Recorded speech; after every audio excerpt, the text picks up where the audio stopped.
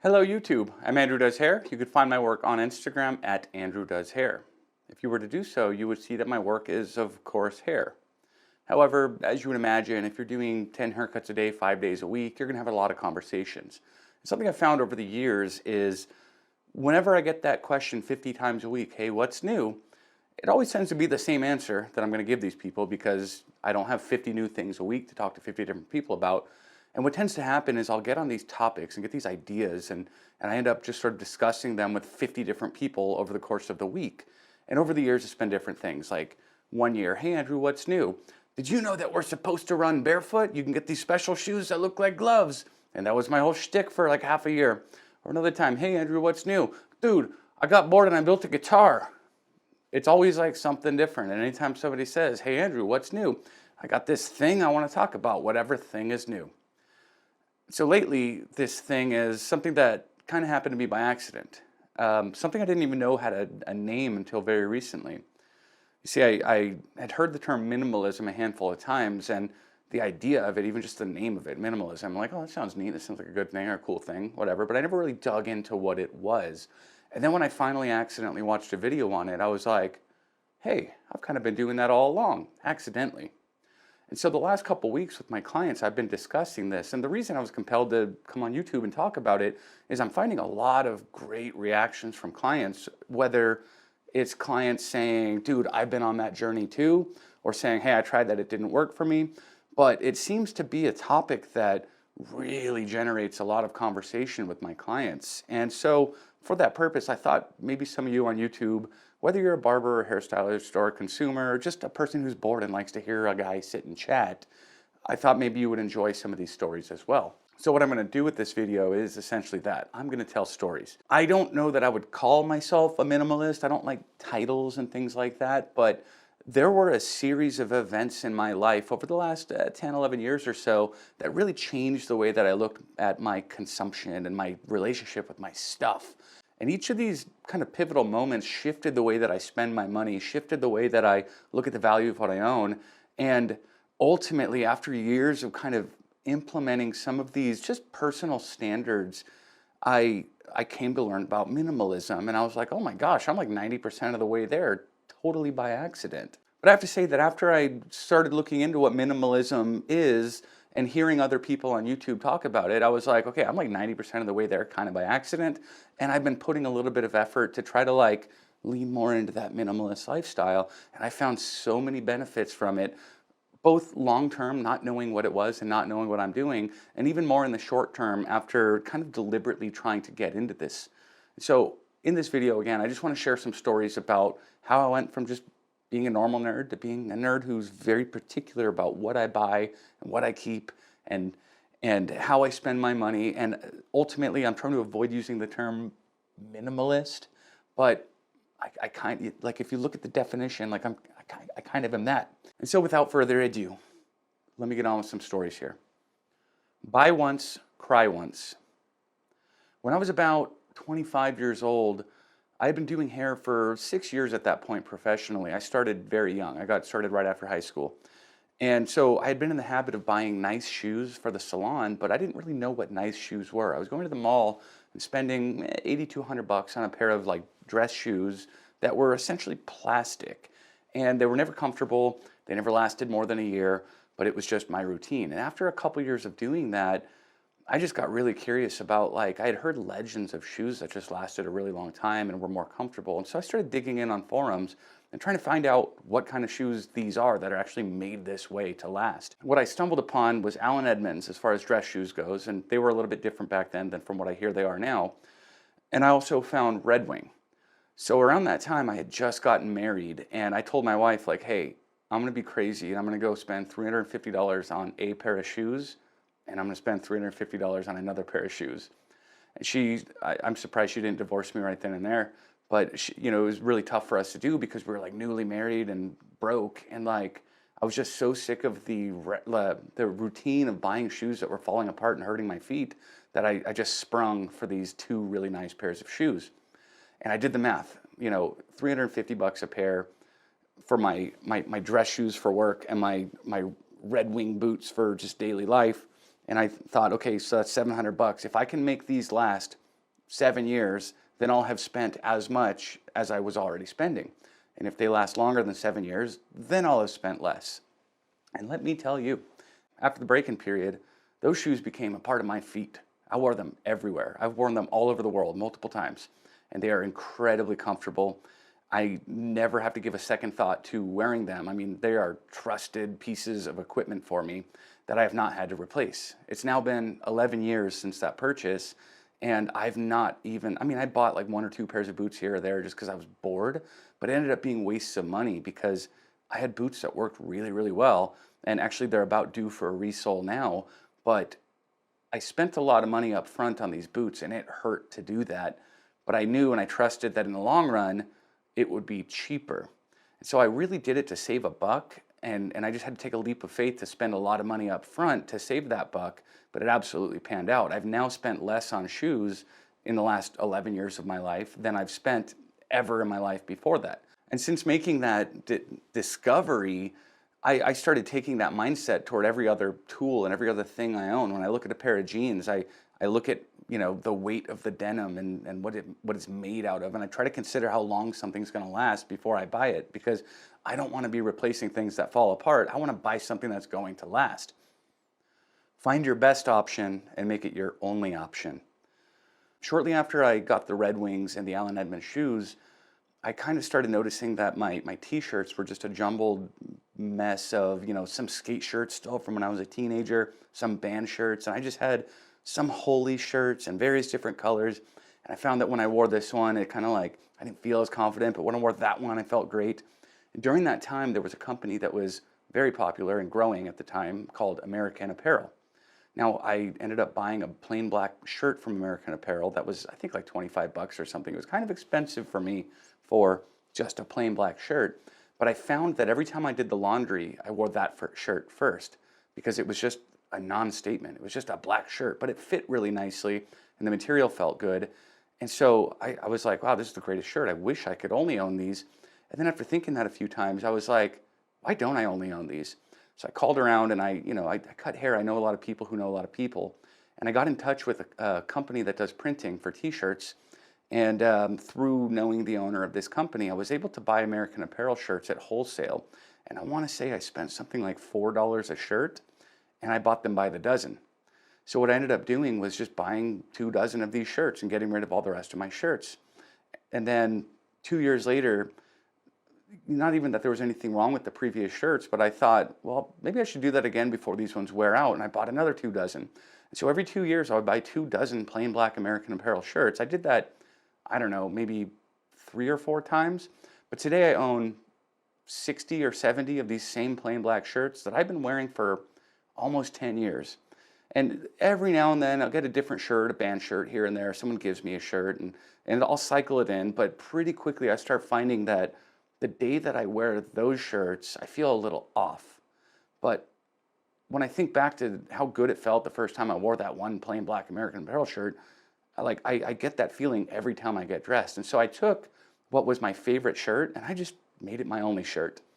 I'm not saying to run out and do that, but I'm saying that that was my mindset that pretty much got me to the point that my family, my friends, they make fun of me for dressing like a cartoon character because I literally have the same shirt all through my closet. And anytime you see me, you can guarantee I'm wearing a plain black American Apparel shirt and maybe some kind of jacket over it. So on this note, I recently heard a term, capsule wardrobe. And I had never heard it until very recently, but when I heard it, I Googled it and I was like, oh crap, that's a thing? And again, I was 90% of the way there already, just because I liked what I liked and I only have one style of way I like to dress. I like my basics. So after learning about this capsule wardrobe, which if you're unaware, it's an entire wardrobe that matches itself to where you can grab any jacket and any shoes and they just match, they just work together. But I was really, really close to having that. And after learning this was a thing, I just made a few minor tweaks. And now I have a completely interchangeable wardrobe. I have a light jacket. This is a Pendleton, just a light wool. I have a medium weight jacket that's kind of like a military issue Navy bomber jacket, like the nylon type with the 3M lining. And then I have a very heavy jacket that's like a bomber style jacket. And those are my only jackets I own. I just have 3 black jackets, a lightweight, a midweight, and a heavyweight. And they all match the same 2 pairs of boots that I have and the same 2 pairs of black jeans that I have. And essentially, you know, I used to have like a pile of hoodies that I would have to decide which one felt like I wanted to wear it today. Or I had like this one kind of cool like Pendleton style wool shirt, but it had like a Southwestern pattern on it. And some days I was in the mood for that, but some days I wasn't. Or I wore it last week to work and it's kind of a loud pattern. So if I wear it 2 times in a month, people are going to start going, that guy wears the same thing all the time. And so I dove headfirst into that phrase. I do wear the same thing all the time. I took all my favorite clothes and I only own those now. I don't own anything that I'm not thrilled about. Live out of a bag.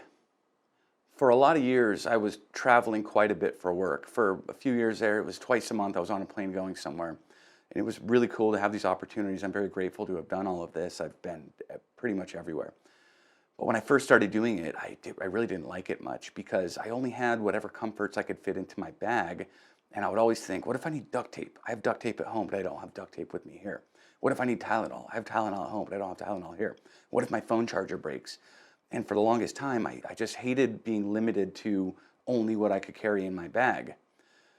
But after doing it enough, after traveling enough, and having so many just great experiences, getting on a plane with nothing but a backpack, going out for the night to somewhere, and then coming home and having only a backpack, something flipped, and suddenly I realized I only have to worry about what I have in this backpack. And so now to this day, I have a backpack that is with me everywhere. I take it everywhere. If I go to a nice restaurant with my wife, I don't bring it in with me, but it'll be in the trunk of my car for sure. Now in this backpack, I have my daily essentials, deodorant, toothbrush, phone charger, power bank, all that stuff is in there. And that's my only deodorant and my only toothbrush. When I go into my own bathroom at home to keep it tidy, I don't have any of my stuff in there. I have, you know what, I lied. I have an electric toothbrush at home, but I don't keep my deodorant and stuff in there. I keep that all in my backpack. And my camera lives in my backpack. My laptop lives in my backpack. And so all those things don't have an individual home around my house, and I don't have doubles of those things. I just carry a backpack everywhere. And it's been amazing because I know that you could drop me anywhere in the world, and if I have my backpack, I'll be okay. Or at least I won't smell bad. At one point, I had a pretty great realization that this whole thing, even before I called it minimalism, it's not about just owning less. It's about recognizing and understanding the true cost and the true value of everything you own. Here's an example. Whenever I buy a new piece of camera gear, a new body, a new lens, a new microphone, anything like that, I tend to hang on to the box. New laptop, hang on to the box. New phone, hang on to the box as well as the last 5 boxes. And I would just hang on to all these boxes for no real particular reason, but ultimately I realized, if I sell it on eBay later and I can sell it with the original box, I'll get more for it.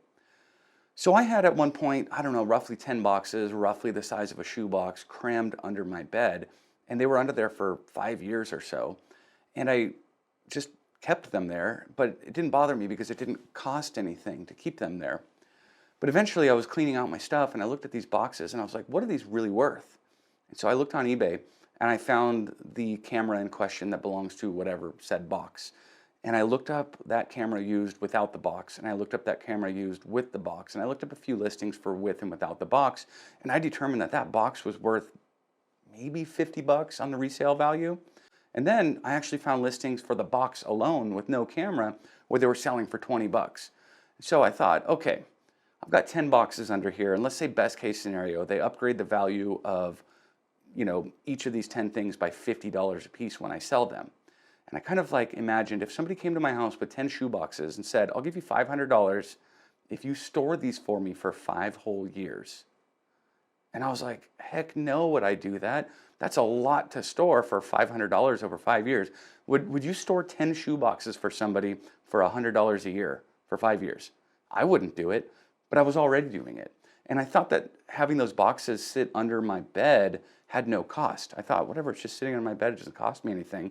But after I got rid of them, I was able to put other things under my bed. That meant that I didn't have clutter around my room. And I realized that those boxes were costing me a lot of peace. They were costing me a 30-second tidy up of my room versus I had a previous 2.5 minutes to tidy up. I just put more stuff under the bed, didn't cram it under there. It went under there nicely in an organizer. But it was costing me a lot to hang on to those things. And what I did is I listed all the boxes on eBay and I just sold them as empty boxes. And I got roughly $20 a box. But the moral of the story is You might look at things around your life that you go, oh, well, it doesn't cost me anything to hang on to that. That it's not any baggage, but really it is. Like if you just own something for no other purpose, even if you think it might be worth a couple bucks down the road, do the math on it. It's like napkin math. It's like crayon on a napkin math, and sit and figure that out and see if it's really worth hanging on to it. Know when cheaper is actually cheaper. This is kind of similar but opposite to the first point I made here about buy once, cry once. There are items that you need to buy the cheapest there is, but you need to make sure that it actually is going to be cheaper to do so. For example, I'm not a carpenter. I've done some woodworking in the past, but I really don't do it much anymore. And I recently I just needed like a cordless drill to hang some pictures around my house. And so I started, digging in on the internet looking for what's the best value in a drill. And I'm looking at all these $150, $200 drills. And then eventually I walked into Harbor Freight and I spent $17 on a drill. And the reason is twice a year I hang a picture on the wall or a shelf. I'm not a carpenter. I'm not a construction worker. I don't use a drill professionally. The difference between my $17 drill and a $200 drill, I would never fully realize. I would never experience the difference. It would never mean anything to me. And so in that case, it was a lot cheaper to buy the cheaper drill. Now, if I was working construction or if I was trying to build something or if I needed more power out of a drill than what I would need to put a screw into drywall, anchor, then screw, whatever. If I needed all that, it would have made sense to buy the more expensive thing and buy once and cry once. But you have to do this math. How often are you going to use something? How important is it that this thing performs to the best of its abilities? I won't buy a cheap hairdryer because I blow dry 10 heads a day. And so for me, and I actually have a video all about this and I break down the math in the video, it's a lot cheaper for me to buy the most expensive, best hairdryer I can find than it is for me to buy a cheap hairdryer. But it's very important as you're buying anything, clothing, tools, furniture, anything you're going to be using, figure out the math, like figure out the cost per use. That's really what it comes down to, is cost per use.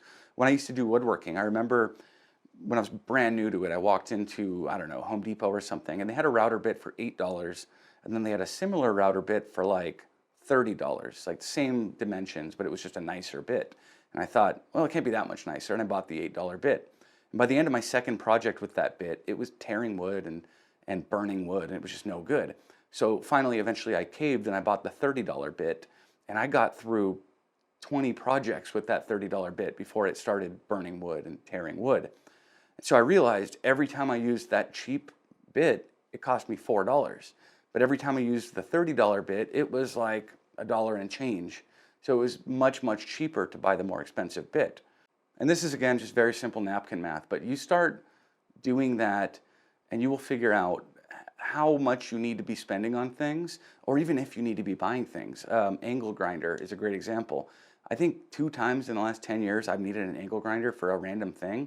So I threw mine away because it's not worth the space that it takes up, because when I need one in another 5 years, I can get it for $17 at Harbor Freight and then throw it away again. I know that's bad for the environment and everything. I shouldn't be doing that. But the point being, I don't need to sit and store things and pay for things that I'm not going to use. And it's so important to know that. Know when it's cheaper to buy something cheaper. Know when it's cheaper to buy something more expensive. Know exactly how much you need. This final story here comes from a conversation I had with a client of mine who is, I don't know, some type of financial advisor or something, or planner. He tells rich people what to do with their money to make it go further. And something that he laid out to me pretty clearly that was just like completely changed my perspective on me is just to know how much I cost. I'll put it this way. This is how he explained it to me. You know how much money it costs you to fill up your gas tank. Let's say right now it costs $80 to go fill it up. And you know that. You have that in the back of your head. And so when you have a bigger payday than usual, or if you have a bonus, or if you come into some money, you're not going to run out and put, I don't know, $100 in your gas tank, because you know that you can't do that. You know that at $80, it's full, it's maxed out, it's topped off. And we know that about our gas tank, but we don't really know that about anything else in our lives.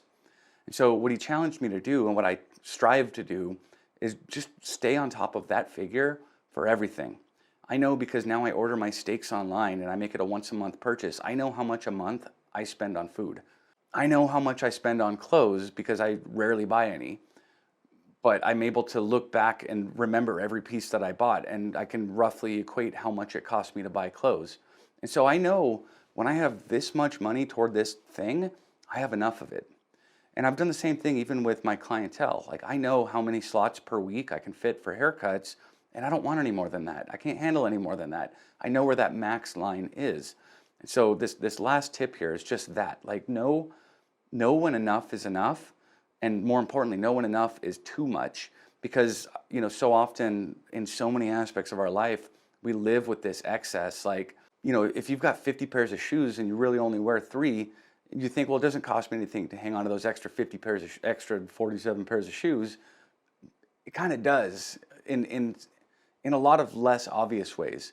But it's like once you realize like, no, this is what I need and then I'm good, it makes it so much easier to treat your life decisions the way that, I don't know, a business person would treat their business decisions. To, like if your business was hemorrhaging money, you would like make some changes to streamline everything about it. If you have a warehouse, then you have to put out like X amount of product, but part of the warehouse is storing sneakers, and sneakers are not the product. You're eventually going to go, maybe I shouldn't keep my sneakers here. We could be more productive if we didn't do that. Now, granted, your house, your bedroom, your closet's not a warehouse, but the point being, if you had something hanging you up like that, you wouldn't really know it until you're well aware of what you do need, and then you can kind of look at what is excess, and it makes it easier to do the math on what that excess is actually costing you. Okay, final thing I want to talk about here. A lot of these minimalist podcasts that I've been watching and listening to lately, they frequently talk about going without screens. That's like the next level of minimalism. It's like, I don't even look at phones. And I was really intrigued by the idea because I absolutely believe that I'm addicted to my phone. It's an actual addiction. I go to it expecting one result. I don't get that feeling that I expected, and then I go back to it. And I go back to it, and I never get the feeling I expect out of it. And that to me means addiction. I'm not getting the result that I wanted, but I keep doing it anyways. And so out of curiosity, I thought I'd try this going without screens thing. And one day I got home from work, I turned off my phone, I put it in a drawer, and it was the most fun afternoon of my recent life. I just played with my kids, and there was no rush. I didn't get irritated at the little things because I wanted to hurry up and look at my phone. I just took my time, and it felt great. But that night, after the kids were in bed, I pulled my phone out to catch up, and I felt anxious again, and I couldn't sleep. And I was worried about, I haven't posted enough YouTube videos these days. I need to get back on that. And I just had so many thoughts going through my head, and I couldn't sleep that night. So the following night, I got home from work, I put my phone in a drawer, and I left it there. And I slept with my phone across the house in the drawer. And I slept better than I've ever remember sleeping. I hit the pillow, and then it was morning. It was great. So that weekend, I just didn't have my phone on me the whole weekend. And my 2.5-day weekend felt like a week-long vacation. It was wonderful. So I don't really have any big takeaways as far as the tech thing goes. I'm still really dabbling with it. I probably am going to buy one of those like dumb phones that doesn't have apps and stuff, and I might switch to that, just calls and texts, but we'll see. Just something to think about and look into. Anyways, this was a very, very different video for me, kind of vulnerable for me to stand here and talk about this stuff, but I wanted to talk about something, and this has been on my mind lately. It's been in conversations with my clients lately. So if you have any thoughts or feelings about it, good or bad, let me know in the comments. Thanks for watching.